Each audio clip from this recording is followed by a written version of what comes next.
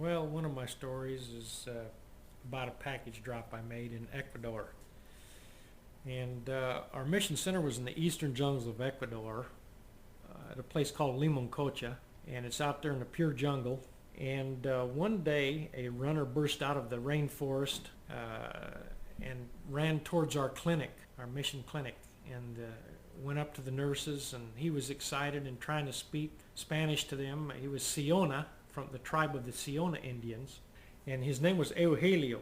And he told them, my people back home in our village are very sick and some of them are dying. And so the nurses questioned him and found out kind of what the best treatment would be. And so they said, well, how long did it take you to get here? And he said, well, he says, I've been a day and a half in canoeing on the trail running to reach your mission center. And they knew that that would be a day and a half for him to get back. And so they said, why don't you go over to the air hangar and talk to our mission pilot, Roger, and have him take you back to close to your village, the nearest airstrip, and drop you off. And then he can drop a package of medicine right into your village so that they can get the medicine as soon as possible. And so Helio came over to the hangar, and I talked to him, and I put him in the Helio Courier next to me, and I took the package of medicine that the nurses had prepared and had put in a box, and it was well packaged so that it would not destroy the medicine from a drop from several hundred feet in the air at 50 to 60 knots, or about 60 miles an hour speed. And so we headed north from our mission center up towards where his village was, and I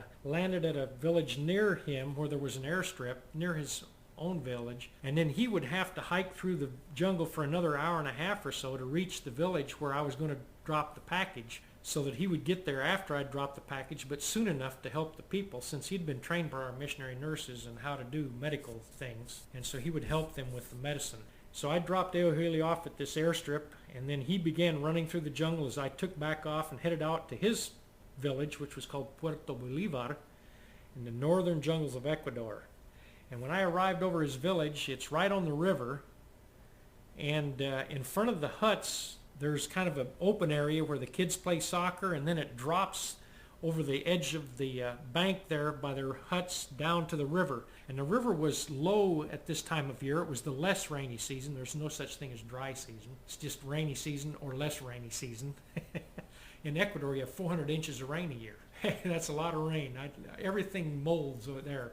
We had light bulbs in our closets to keep our shoes and belts from molding. And anyway, so I arrived over the village. I saw in front of the huts there, next to the riverbank, was an open space where the kids play soccer. And so I decided I would make my approach about 100 feet off the top of the jungle trees with the window open on my pilot's side, pilot door. And I had the package in my lap, and then I would drop it out the window so that it would land in that little patchy area there in front of the huts, but not in the river. And so I came in low with partial flaps and slowed down about 60 miles an hour and 100 feet off the trees. And I said, now, and I threw it out the window. And then you don't look down, because if you watch it, might crash into the trees in front of you. So I went to full power and began my climb. And then I came back and circled back to see what I'd done, if it landed in between the huts there in the clearing. And all the people had run down into the river. And I said to myself, oh, you dingbat, you've missed. I'd overshot. And sometimes you don't know exactly what the wind's doing, and you try to guesstimate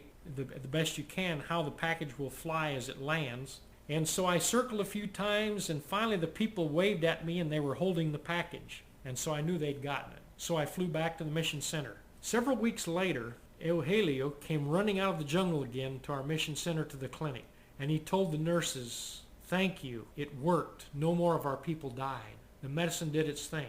And he says, they're all recovering now. And he says, I've come to share that with you and to tell you thank you. And he said, oh, and where's Capitan Rogelio? Where's Captain Roger? They said, over at the hangar. So he came running over to me, and he said, Capitan Rogelio, tú eres el mejor piloto de todos. I said, I'm the best pilot of all? And he said, sí. I said, why? He says, you hit, in Spanish he kept talking, you hit a little 3-foot wide sandbar in the middle of the river, bullseye center. And I said, really? Seguro?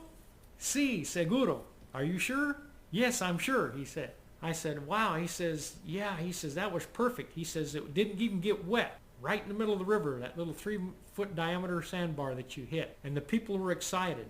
And he says, so gracias, thank you for what you've done for my people. And I just had to say, thank you, Lord, because I had aimed for in front of the huts, and the package had not been lost or destroyed, and it still survived, and they thought I'd done a great job, and that's what counted. But anyway, that's my medicine drop from March of 1980 in the jungles of Eastern Ecuador.